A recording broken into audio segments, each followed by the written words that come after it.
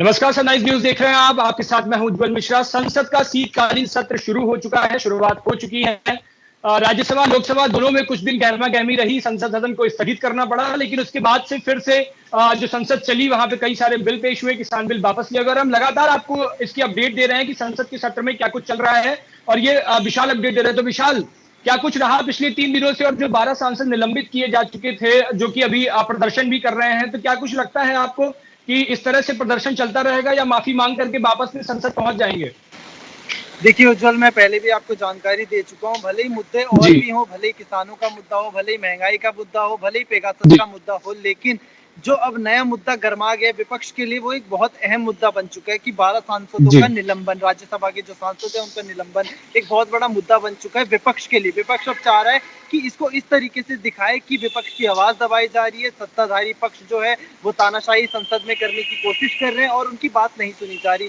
तो हम पिछले 3 दिनों से, अगर हम जब सत्र की जी। शुरुआत हुई थी, अगर हम तब से बात करें, पहला दिन सबसे घटिया सत्र का दिन रहा। उस दिन उसके बाद निलंबित कर दिया गया सांसदों को। उसके बाद से विपक्ष को एक मौका मिल गया कि वो अपनी आवाज सुना सके, अपनी बात दिखा सके मीडिया चैनलों में, या फिर जो तमाम जो संसद है सभापति को भी दिखा सके। लेकिन सभापति अपनी जगह अड़े हुए हैं। एम वेंकैया नायडू का अभी भी कहना है कि वो अपने फैसले से नहीं पलटेंगे, जबकि उनका कहना है कि जितने भी निलंबित सांसद है जी। वो अपनी करतूत पर, अपनी हरकतों पर जब तक लिखित माफी नहीं मांगेंगे तब तक वो अपने फैसले से बिल्कुल भी नहीं पलटेंगे।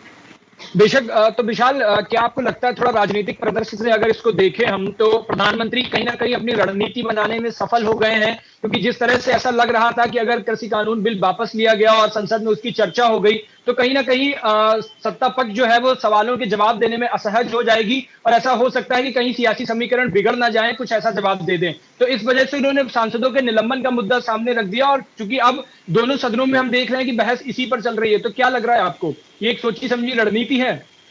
ये सियासी समीकरण को तो बनाता ही है। ये कोई हम पहली बार संसद में नहीं देख रहे। अक्सर अगर जी। चुनाव, अगर हम देखें, चुनाव भी नजदीक है, संसद का ये आखिरी सत्र है जो चुनाव से पहले है, तो इस जी। तरीके की रणनीति हम कोई पहली बार नहीं देख रहे। रही बात चुनाव की, और जो मोदी सरकार ने जो कृषि कानून बिल वापस लिया, अगर इस पर चर्चा हो गई तो मुझे ये लगता है कहीं ना कहीं बीजेपी एक बार फिर से बैकफुट पर आ जाएगी, जो उसने अभी तक सिमटने की कोशिश करी है कृषि कानून पर। क्योंकि पिछले 1 साल से कई ऐसे किसान हैं, कई ऐसे यूपी के जिले हैं, पंजाब के जिले हैं, उत्तराखंड के जिले हैं, जिसमें बीजेपी अब तक बैकफुट में आ चुकी है। उसका परिणाम हम लोगों ने कई उपचुनावों में, कई लोकसभा के उपचुनावों में भी देखा कि किस तरीके से जी। बीजेपी को बैकफुट पे आना पड़ा। बीजेपी को अपनी जो रणनीति उस पर दोबारा विचार करने का मतलब एक मौका मिला उनको कि चलो लोकसभा का जो उपचुनाव हो, जो इतनी विधानसभा थी 29, उसमें जो उपचुनाव हुए उसमें जो बीजेपी की स्थिति थी वो कितनी ज्यादा खराब स्थिति दिखी। तो इसके बाद बीजेपी ने एक नई रणनीति बनाने की कोशिश करी, जिसके बाद से कृषि कानून बिल को वापस भी लिया। पेट्रोल के दाम भी अब कम होने लगे। विपक्ष कह रहा है कि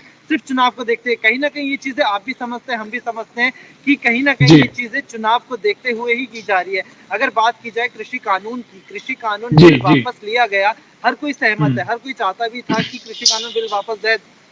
लेकिन सरकार झुक तो गई है किसानों के आगे, लेकिन अपने मुंह से बोलने का बोलने बोलने की उसको मजबूरी नहीं समझ सकते हैं, क्योंकि वो एक कोशिश कर रही है कि मुंह से ना बोले, बस करके दिखा दे। तो यही वजह है कि सत्ताधारी पक्ष, अगर हम एनडीए की बात करें, तो वो एक बार भी चर्चा के लिए तैयार नहीं है। जी। जबकि विपक्ष को ये चीज पता है कि अगर संसद में अगर चर्चा होती है तो बीजेपी बैकफुट पर जाएगी, बीजेपी अपनी बे- नाकामी छुपा नहीं बेशक, पाएगी। बेशक, बेशक। विशाल, विशाल, क्या आप लगातार सांसदों से बात भी कर रहे हैं, राज्यसभा लोकसभा दोनों सदनों के सांसदों से बात कर रहे हैं आप लगातार? और जो कि जो सांसद प्रदर्शन कर रहे हैं और जो संसद में जिनको निलंबित कर दिया गया, उनसे भी आपने बात की, तो क्या कुछ लग रहा है आपको आगे की उनकी रणनीति क्या है? कि वो प्रदर्शन जारी रखेंगे, इसको बड़े स्तर पर करेंगे, या फिर आगे भी कुछ और गुंजाइश होकर के वो पहुंच सकते हैं, माफी वाफी मांग सकते हैं, कुछ ऐसा है?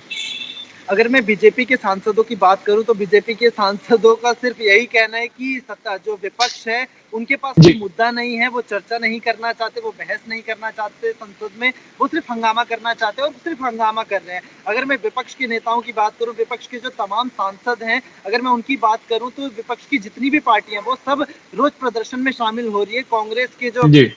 तमाम बड़े नेता हैं वो भी उस प्रदर्शन में रोज सुबह शामिल हो रहे हैं। खुद राहुल गांधी भी उस प्रदर्शन में शामिल होते हैं और उनका जो सहयोग है वो करने की वो कोशिश कर रहे हैं। वो दिखा रहे हैं कि जो विपक्षी पार्टी है इसमें एकजुटता है। अगर मैं आम आदमी पार्टी की बात करूं तो खुद अरविंद केजरीवाल हो, चाहे संजय सिंह और राज्यसभा सांसद, वो भी उनका सहयोग कर रहे हैं, साथ दे रहे हैं। मतलब एकजुटता दिखाने की कोशिश की जा रही है कि किसी भी तरीके से एनडी की जो छवि है उसको खराब करने का काम किया जाए और मतलब ये दिखाने की कोशिश की जाए विपक्षी पार्टियों की तरफ से कि जो विपक्ष की आवाज दबाई जा रही है ऐसे निलंबन करके उसको ना किया जाए और सरकार अपना तानाशाही वाला रवैया दिखाने की संसद के अंदर भी कोशिश कर रही है।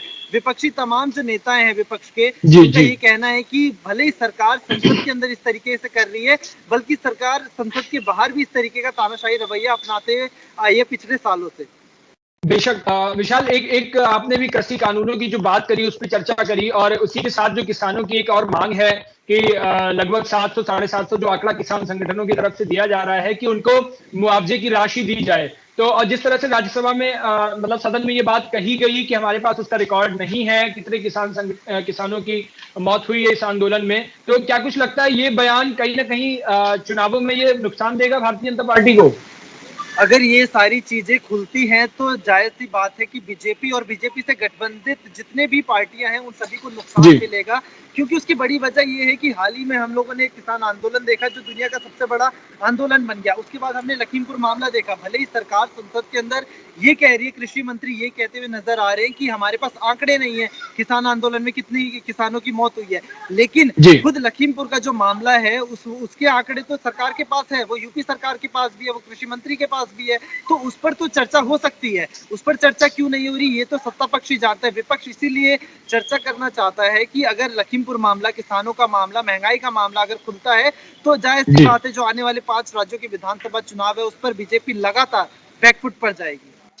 ठीक है विशाल, आप आगे की अपडेट्स के लिए हमारे साथ जुड़े रहिएगा। तो ये जिस तरह से हम देख रहे हैं कि संसद में सत्र की कैसे शुरुआत हो रही है और कैसे कुछ चलेगा वो सारा हमने आपको बताया और लगातार हम आपको अपडेट देते रहेंगे कि किस तरह से संसद में क्या स्थिति चल रही है, क्योंकि ये जो बहुत अहम सत्र है संसद का, चुनावों से ठीक पहले का सत्र है और चुनावों का से पहले का एक आखिरी सत्र इसको कह सकते हैं जो चुनाव से पहले है और 5 राज्यों में लगातार चुनाव होने हैं। मुझे लग रहा है कि 19-20 दिसंबर के बाद कभी भी चुनाव आयोग ये तय कर सकता है, उसके पास ये पावर आ जाएगी कि वो आचार संहिता लागू करके और चुनावों की जो तिथि है वो कंप्लीट एकदम से दे देगा और किसी भी वक्त मार्च या फरवरी या अप्रैल में चुनाव हो सकते हैं। तो विशाल, बहुत बहुत धन्यवाद आपका, आप हमारे साथ जुड़े और पल पल की अपडेट्स ऐसे ही देते रहिएगा। हम आपको फिर जोड़ने का प्रयास करेंगे और बताइएगा संसद में क्या कुछ चल रहा है। फिलहाल इजाजत दीजिए मुझे, शुक्रिया।